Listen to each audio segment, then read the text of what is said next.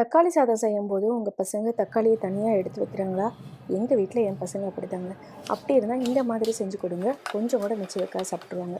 எத்தனை தக்காளி வேணுமோ அதை நல்லா மிக்சியில் அரைச்சிக்கோங்க. அதுக்கப்புறம் பிரியாணி மசாலா தேவை, பட்டை, லவங்கம், ஏலக்காய், பிரியாணி இலை இதெல்லாம் எடுத்து வச்சுக்கோங்க. ஒரு பேனில் எண்ணெய் ஊற்றிட்டு நெய்யும் ஊற்றிக்கோங்க.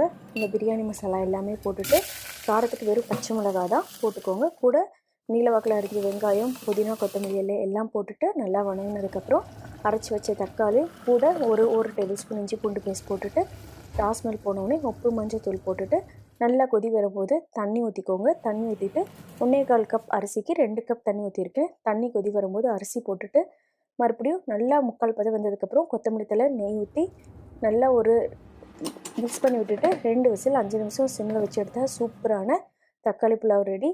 Full video link Tamil kitchen by Sandhya YouTube channel இருக்குது, ட்ரை பண்ணி பாருங்கள். தேங்க்யூ.